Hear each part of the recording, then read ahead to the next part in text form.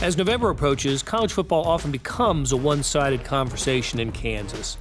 K-State is talking about bowl possibilities, KU's talking about basketball. That is not the case this week as the Sunflower Showdown approaches. The teams are coming off Big 12 victories, with the Wildcats stunning 5th-ranked Oklahoma and the Jayhawks pulling off a final play triumph over Texas Tech. The teams meet on Saturday in Lawrence, and star columnists Sam Mellinger and Vahe Gregorian plan to be there. But today, Tuesday, October 29th, they're here with me in the studio to talk about the matchup, the programs, the coaches, and the future on SportsBeat KC, presented by Big O Tires. I'm your host, Blair Kerkhoff. We couldn't let a discussion of college football pass without weighing in on the Missouri Tigers, so we'll do that as well. But first, a Sunflower Showdown worth talking about. Sam Mellinger and Vahe Gregorian are in the studio, and I know where you guys are going Saturday. I don't know if you guys have ever covered a Kansas State game together. I'm sure we haven't. In football, right? There may be a basketball game or two. Yeah. And I don't, you guys, you've probably been digging through this a little bit, Blair, already. I haven't yet, but this makes us all think about last times, right? In terms of anything that would be this notable with these two. I seem to remember a time in the late 80s, early 90s, right when K-State was making a little turn, that I think one of our predecessors here, Gib Twyman, was writing a column about the traffic backup on. Wow, good memory. On K7 or something. Led his column with that. That's really good. Yeah, I just remember that. Early 90s. Back then, it made an impression. It was the programs. Both programs had started their turnaround under Glenn Mason and Bill Snyder, and what struck Gib Twyman, the late Gib Twyman, was where he picked up the traffic coming over from Kansas City, and it was sooner than it had ever been for him going over to a Kansas State game in Lawrence. And I remember he also included in that column the hill, back when fans could sit on the hill at KU football games, and how the hill was packed, and that was sort of a moment, a pivotal game in the K-State football rivalry, because they were both on the upswing. So the question is now, is that true today? Are both of these programs on the upswing? They certainly they're feeling good about themselves this week. In the moment, in the micro, there's no question they're on the upswing, right? I had a couple of people send messages, either email or Twitter and stuff, about, is that the best win in school history for K-State? I'm thinking, no, it's not. I don't think it's even that close, but it's one of the best wins in the last 10 years. Certainly one of the best 5 wins, maybe one of the best 2 or 3. But I mean, K-State that's a program with a profile high enough that, they've been in the national championship picture late in seasons before, 2012 being the most recent. But that was a hell of a win, and not just because they beat Oklahoma's 5, right? Yep. Not just because they beat the 5th-ranked team in the nation, but that was not a fluke. A lot of times there's an upset and there's a string of kind of coincidences that go the lesser team's way. But if you didn't know, if the uniforms were blank and there was no number 5 next to Oklahoma, you would have thought K-State was just flat out the better team and maybe should have won by more, that it was just this desperate comeback at the end for Oklahoma. And so I think that they are. I think all of us were pretty positive on Chris Kleiman initially, which was an unpopular take in Manhattan in some circles. But I feel more confident about them being, sort of at that level of, 6 to 9 wins a year, and every once in a while you get, a pretty good run and you make a run for conference championship, stuff like that. I don't know as much about Kansas. That was a heck of a win. And, I think 7 conference wins now in 11 years. So I think that it's, even with the new OC, there's still, some healthy skepticism should be, let's wait and see them back it up, I guess. I think we got into this point a little bit early, and I think for once it's worth referring back to something we thought, which is that Kansas, had that little burst, that nice Boston College win. Yeah. But I think even then we kind of recognize that their pendulum's going to swing a little bit, right? Mm-hmm. It's going to be a little volatile. So that leaves me back at don't know quite what to expect this week.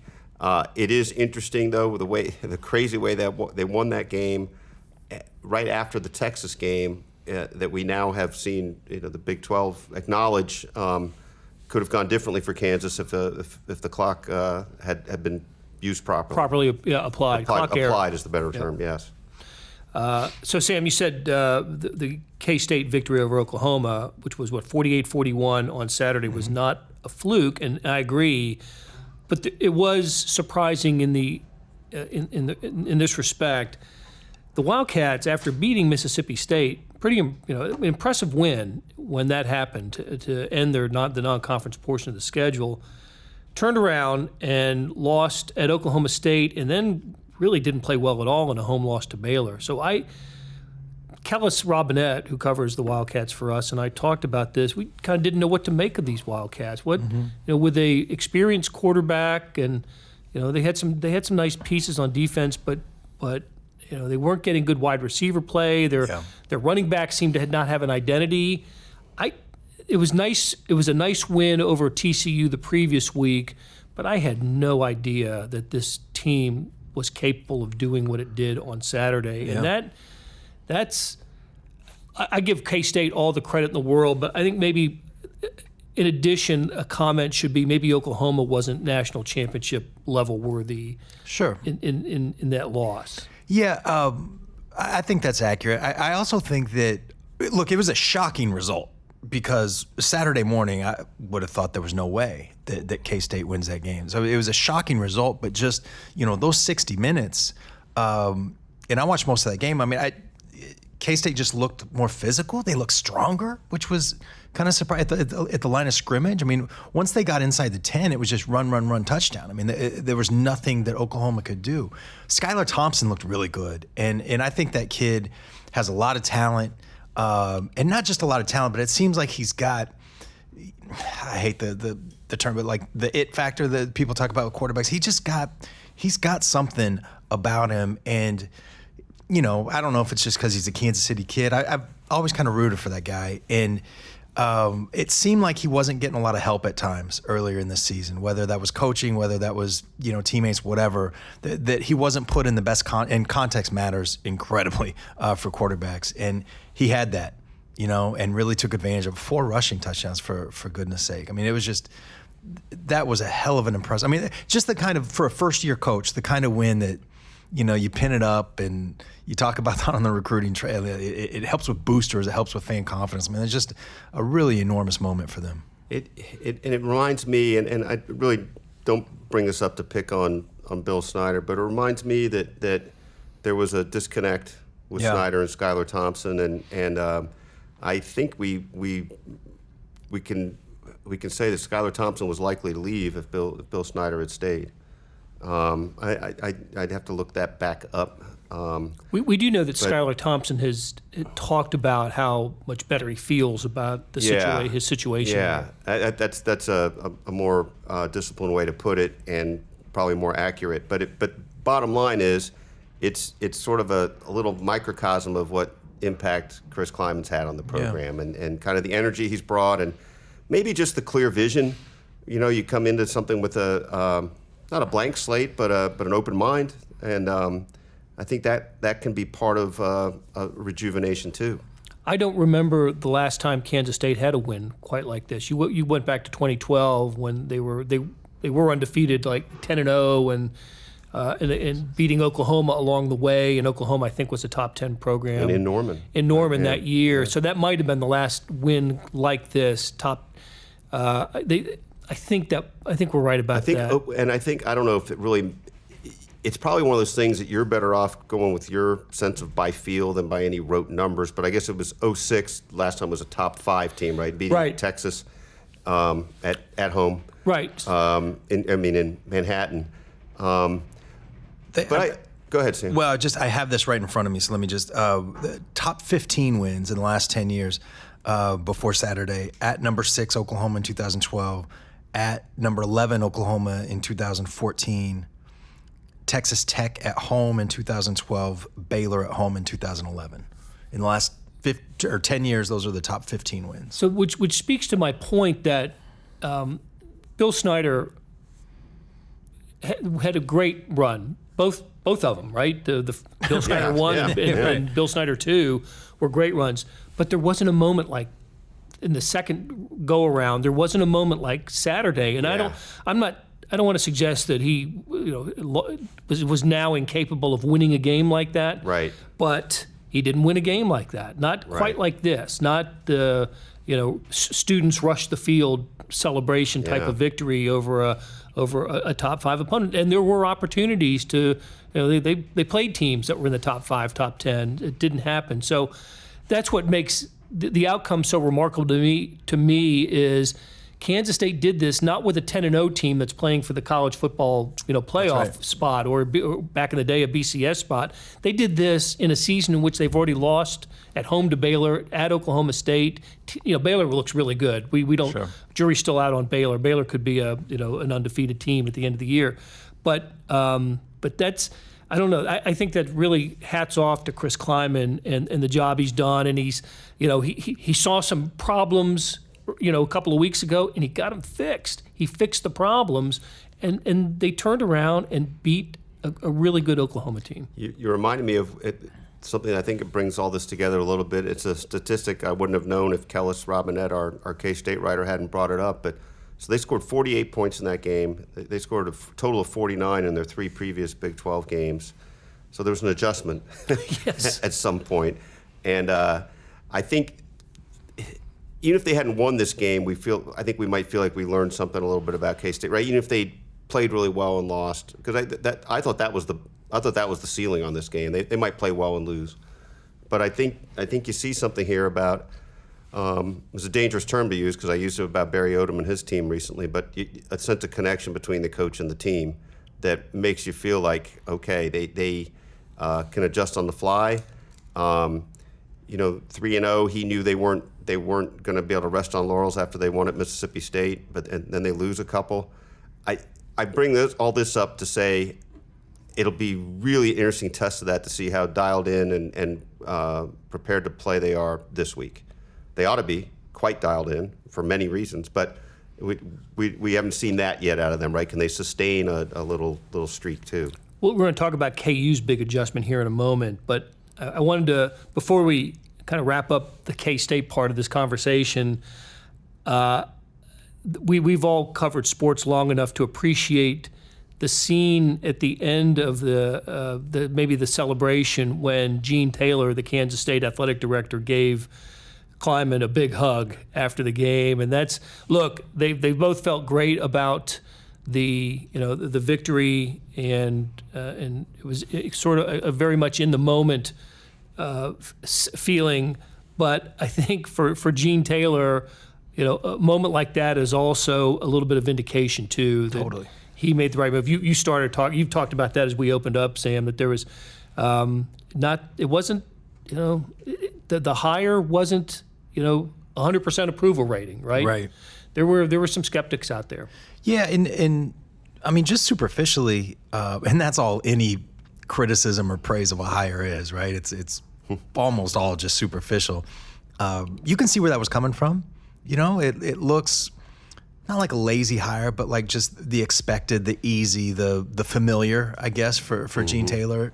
Just obviously with their history together. I also think there was an element of, college football is all about image, right? College sports are all about image, and hiring a coach from a lower level, it's not the hot OC at a Power 5, power. You're not getting the OC from, Alabama or whatever. And there's a certain image part of that, but the substance of it. And look, like I'm going to be wrong many more times, but like it just there seemed to be a substance about Chris Kleiman and the way he operated and the way that people talk about him, the way that he ran that program. I know he didn't build it up necessarily, but he was part of that. So it's good to see people have success in those situations, And then look, like he's 8 games into it now. The book has not been written. Ron Prince won some games, but it seems like it just seems like there is some substance behind this. And I mean, time will tell, but it's just there's some stuff to believe in there. You know, one of the other aspects of that, I'm not sure we can separate how much the unpopularity or blowback, whatever you want to call it, of the response then was about the choice itself and how much was Bill Snyder loyalists that felt like, you know, Bill was put out to pasture maybe before he wanted to, seemed to be before he wanted to necessarily. So hard to separate that. And I bring that up to circle back to Gene Taylor, because one way or another, he had a lot to navigate, orchestrate, and get right here. And as you noted, Sam, the book is hardly written, the chapter's barely written, not even written. But you got to like what this has played out to be so far. And I'll remind you that in his first season, Ron Prince had a big win at Texas. Yep. Remember that? Yep. He was 3-0 also, right? Then Yeah. But I remember him like Jordy Nelson had a long touchdown. I can't remember if it was a reception or a return, and there's Ron Prince high-stepping down the sideline next to Jordy Nelson all the way, and that one didn't work out. I think this one will. I don't know if I thought at the time Ron Prince wasn't going to work out, but in hindsight, one of the worst hires ever. Yeah. And administratively, just a rotten job with that too. With, contracts and everything else. It just, look like I don't know if Chris Kleiman is the guy to take K-State to the brink of a national championship or even to a national championship.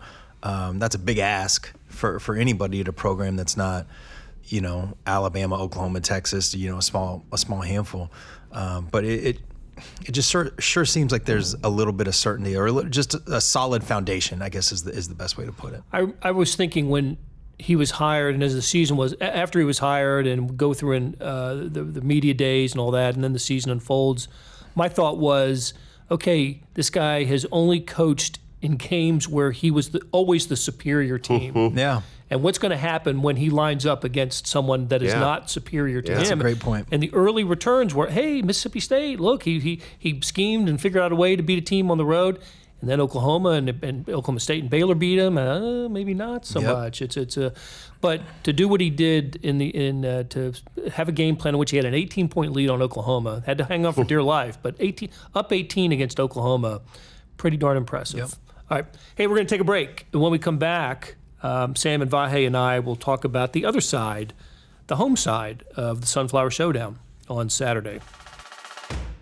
When it comes to saving you money on tires, nobody does it better than Big O Tires. Like saving you up to $120 on select sets of Goodyear, Yokohama, Pirelli, and Continental tires now through November 3rd. That's $70 off instantly, plus up to $50 back by mail-in rebate when you purchase using your Big O Tires card. Hurry into Big O Tires and see how much you can save. Big O Tires, the team you trust. For the location nearest you, go to bigotires.com.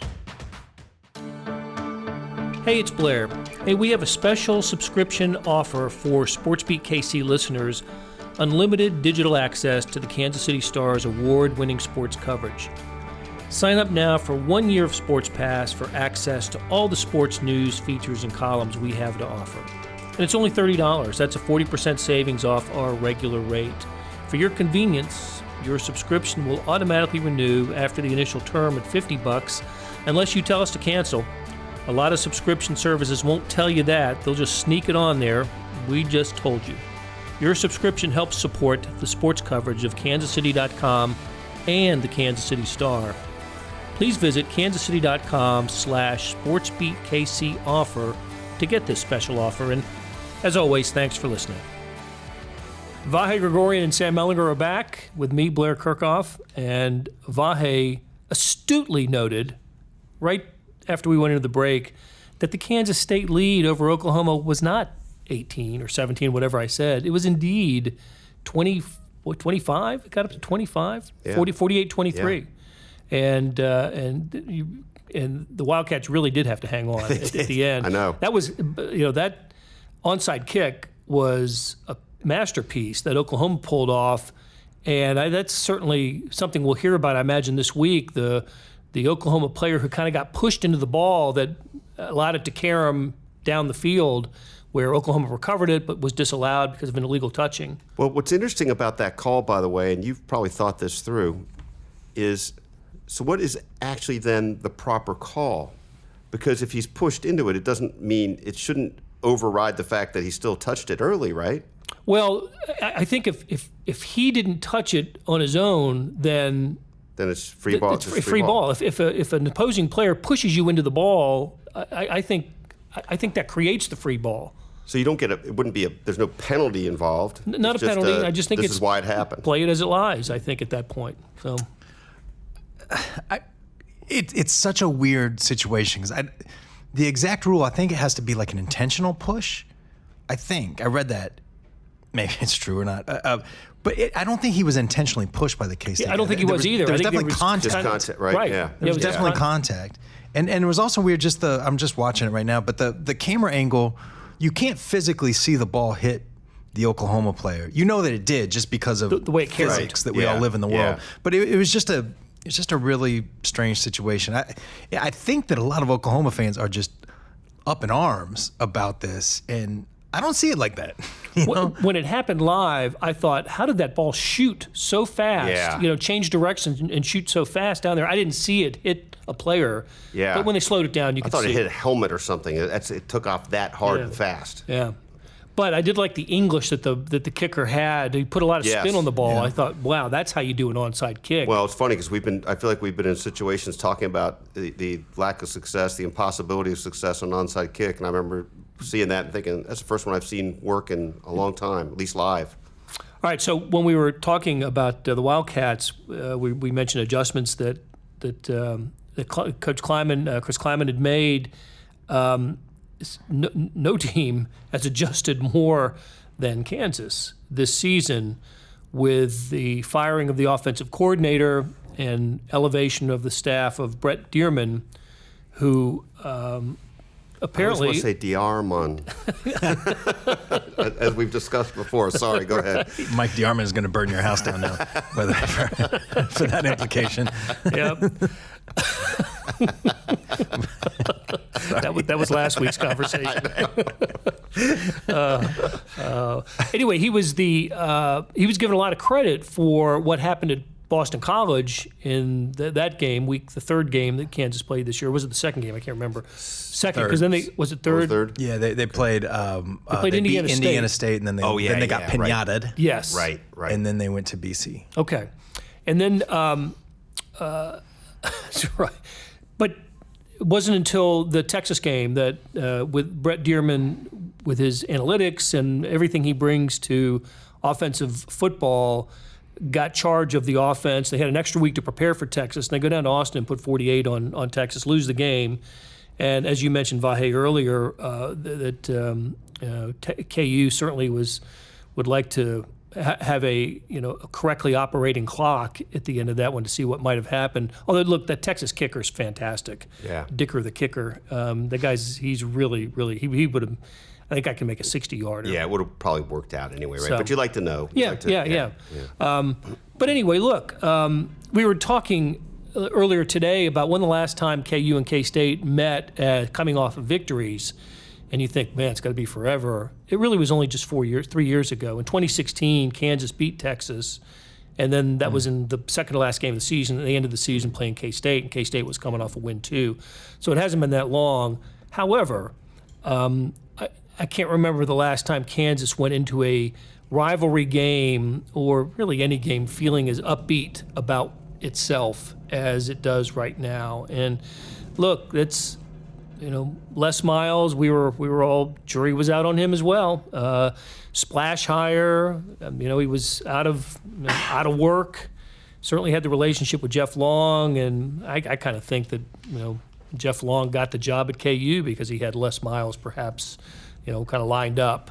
Although the ESPN show, what is it, I don't know what they call it. Less is more? Less is more. Or miles to go. Miles to go. Sorry. Either one. I got my either Les one Miles works. cliches mixed up there. I think if you Googled either one, it would pop up on ESPN now. So what do we think about what Les Miles is doing? And sometimes I think these games have been kind of scripted for ESPN, that K-State, Texas Tech, or KU, Texas Tech game could have ended in sort of a normal overtime fashion, but no. For dramatic purposes, it had to end the way that it did, which was just wild. I've really never seen that before, and I feel like it's kind of amazing after all these years you can still have some kind of just quirky thing that's quirkier than that you've something never seen. Yeah, just nuts. You know, I thought that that the change of coordinator reeked of early panic to me, and clearly that's not what happened. I mean, that's really my only point on this right now. Like, as I think about Les Miles, I still don't know what to make of him, and it's because of things like that. Like, my first instinct is like, okay, he's still really trying to get his hand on the pulse here, and he's firing the coordinator already, and he's right. So that's just my latest impression, and certainly you'd say the trajectory is up, especially in the near term, and I think we can just focus on the near term. This game, that's good enough. I remember watching the opener when they beat Indiana State, and it was a last-minute touchdown drive, right? The Indiana State looked like the momentum. Kansas had dominated early. Momentum had switched. Indiana State had taken a lead late, or it was tied. But either way, it looked like Indiana State was going to prevail in that game. And then Carter Stanley led a drive at the end of the game and took him right down the field. I think it was to Parchment was the touchdown pass at the end, and that was different. It's Kansas loses that game in previous years under previous coaches. But they win that. They end up winning that game, and that was good. But my other impression from that game was, well, I didn't know Kansas had a receiver as good as Andrew Parchment or Dylan Charlotte. And the other night against Texas Tech, the Robinson, Stephon Robinson, I think his first name is pronounced that way. Those are Big 12 players they have at that position. Haven't always had Big 12 players in a position group. Look, they have deficits in other places, but with this new offensive coordinator and the wide receiver group that he has, in addition to Puka Williams and some other skill position players, they're making Carter Stanley look pretty good, and this offensive coordinator. Yeah, the early on part of my skepticism was that it looked like that's all they had at times, was just those receivers. And I guess I'm thinking of the Indiana State game. Puka Williams was suspended for that game. But look at it, like Kansas had a clear advantage with their receivers against Indiana State's defensive backs. But everywhere else, those teams looked the same, or even, maybe Indiana State was stronger in a couple areas. And maybe that's, and then they follow that up, Coastal Carolina goes Pinata on them. And I maybe that's part of, as a wise man might put it, the secret sauce of the Dearman promotion. A white bearded man. Yep.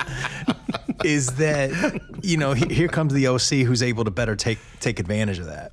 And Kansas is in a really interesting spot right now because there is legitimate reason to be whatever's like a half a step below wildly optimistic, because this mini resurgence has come just with the OC change. And if that's real, you have reason to believe that it will continue. Now, look, it's only 2 games.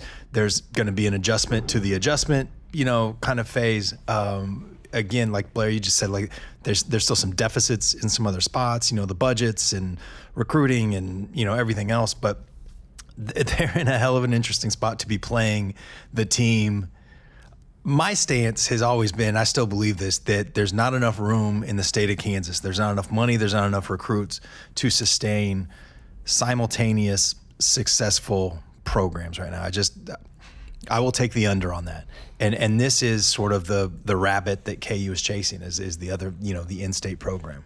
I'm interested in the topic of, does it have enough resources, population, to sustain 2 Power 5 programs? And I've often I compared it to other states in similar population sizes. Oregon is one, Mississippi is another, and you think about those 2 states. Oregon has Nike, an entire shoe company propping up one of its schools, and Mississippi happens to be in the middle of the most fertile, ground for recruiting that there is, and plus there's a third actually Division I program in that state in Southern Miss, but Kansas doesn't have either one of those advantages, and it's trying to support, a couple of Power 5 programs. What Kansas does have is probably a better junior college system than most states do, and you can get the kid from the South or from Texas or from California that wants to come through a Kansas junior college, and now get your coaches down there easily on a Saturday and have them come up and maybe after a Butler or Coffeyville game and watch a night game at KU or K-State, especially K-State. We know Bill Snyder took full advantage of that. But I've always been kind of fascinated by how schools do it, how they get it done, and it's difficult. It's really difficult in this state for to sustain two Power 5 programs. Yeah, I don't know that it's the record shows that. The history shows that. Right. We've got about 100 years of that, right? But I don't know how Kansas's population compares to Oklahoma's or Iowa. Well, two good examples. Oklahoma's got about 1 million more, I think, than Kansas. Is it 1 million? That's a lot. Plus Tulsa, and closer to Texas. Yep. Iowa might be a better example. It just KU they're just behind financially, and you can get into like some culture stuff and all that other. They're just behind with. Like Les Miles has talked, or people around the program have talked about how the infrastructure is a lot better in that program now. And I have no doubt that it is. They have more, analysts, they have more just support staff. It used to be, if you were on staff, an assistant coach, you were doing the job of, 2, 3, 4 people at Oklahoma or that there was just, now those coaches have these assistants. They don't call them those assistants, but you know what I mean? Like just more support, but that only gets them a little bit closer to the bottom. It's sort of like I'm mixing sports and analogies here, but sort of like the Royals signing a new TV contract. It's like, it's a lot more money, but you're still like 28, 29, 30 in Major League Baseball. So there's a lot of challenges here, and I think that's why, I've used the word skepticism, and that's probably, I don't know if that's the right word exactly, but just, prove it. We need to see more than an encouraging loss and then a nice win, but still a win that was, some would say literally handed to you. Some might say that. The kid had a path. He really did. Straight had ahead. A path. If you haven't seen it, my gosh! If he doesn't turn to lateral and just looks ahead, I think he's the end zone. Yeah. Oh man. Well, I mean, they really might have, if they have a star like this at OC, and if they can keep him around for the future, I don't know. Crazier things have happened. All right, because we correct our errors on the show in real time as you're listening to this recording. The population of Kansas in the last census, 2.9 million. Mississippi, 2.9 million. Oklahoma, 3.9 million. So Oklahoma's about 1 million more. You see Iowa on there? Iowa is 3.1 million, about what Kansas is. Wait a minute, you said correct. I think that's what you said initially. I know. You did. You said 1 million. You said 1 million more. You were dead on. And you might want to check me on this. Yeah. In practical terms, the recruitable population for Kansas State and Kansas is probably a little bit more than 2.9. Just if you might add a few 100,000 in the Missouri side of Kansas. Of Kansas City. Yeah, Lee Summit, Blue Springs, Kansas City, Missouri. You might, but still, this part of the country is, I don't know, I don't want to say the least fertile ground for recruiting, but it's certainly among it. Yeah. It is. It absolutely is, and which is why, listen, there's a reason why there are no Division I programs in Montana or the Dakotas. There are no players there, right? But there are here, But it's just not where it is in other parts of the country. So anyway, I'm always kind of interested in that and why things are the way they are. You can hire the most brilliant coach to come in and Bill Snyder was for a long time, right? And did a great job and understood the junior college world and did a fantastic job. Anyway, that's We can devote a whole show to why things are the way they are. But hey, before we get out of here, though, I think we need to touch on Missouri. And as upbeat as Kansas State are feeling going into their game this week, Missouri has an open week coming off of the loss to Kentucky, which followed the loss to Vanderbilt, which followed a 5-game winning streak in which optimism was running pretty high because that streak included victories over Ole Miss and South Carolina, but back-to-back road losses to Vandy and Kentucky. The Tigers were 21.5-point favorites over Vandy, 10.5-point favorites. I still can't believe how that happened over Kentucky. So the question is, I keep hearing it more often now, Barry Odom, listen, the most... the fringe of the fan base has never wanted him in the first place, right. Has wanted him out with every loss. I guess my question is how about the rational thinkers, Vahe? Well, you're asking me about the rational thinkers, not. I seem to remember some bozo in this room saying that the Vanderbilt game was better for Missouri. That was going to be on the road because it'd be a different sort of challenge. No, you're pointing to yourself. It was me. You might have agreed. I think you and I we're nodding our heads in agreement on that one. But the point, part of the thing I felt that has proven to be absolutely wrong is I really felt like he had command presence. I mean, he does have command presence, but that he had the pulse of this team in a way that turns out not to. I don't know. I still don't know what happened in that Wyoming game, but I really felt like we saw the real Missouri emerge in that 5-game homestand, which I emphasize now because they're 0-3 on the road and 5-0 at home. Look, maybe an utter collapse cost him his job. Maybe 6-6 cost him his job. I don't know. I think the thing that's happened this year that's been different than the last few years is you keep thinking they can't even, really get to a stable, neutral, good place where they can pivot from to have really good years. This year, you feel like they had something in their hands and it's just drizzling through and that they're good enough and not playing up to what they should be. I think this is the first time we've felt like that, or people have generally felt like that, like they should be way better than this. I mean, we always just assume people should be better, but I mean, there's basis for it. So I don't get it. I don't quite think the job's in jeopardy. Look, Tennessee's getting better. They've still got them on the schedule. Florida at Georgia's the next game. Mm-hmm. They could have a 4 or 5 game losing streak here pretty quickly. And then we're having a completely different conversation. We are. In a month or so. But I'll tell you what, I am longing for the Drew Lock days.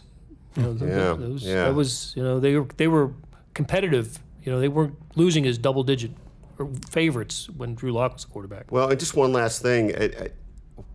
Watching that game the other night, just throwing the ball over and over in the driving rain and watching like 4 straight receivers just swat the ball down, basically, unable to catch it. At some point, you have to decide, well, this isn't working. And you got to be able to run with that.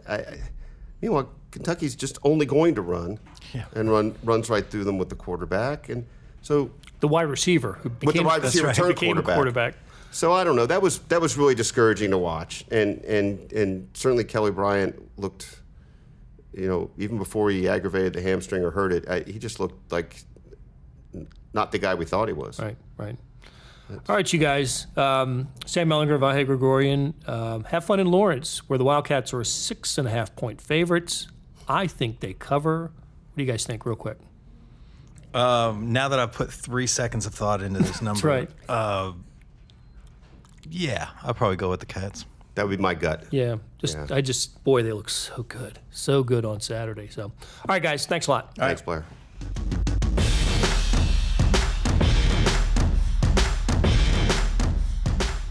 Links to some of the stories we discussed can be found in the show notes, and all of our college coverage can be found in the Kansas City Star and on kansascity.com. Thanks to Leah Becerra for producing today's show. Did you know you can download our podcast everywhere you can download a podcast? Where you can offer a rate and review, please do that. We appreciate the feedback, and it helps us grow the product. We'll be back on Wednesday with another edition of SportsBeat KC, where we talk sports in Kansas City. And I got a feeling we're going to talk about the Chiefs tomorrow. Thanks a lot.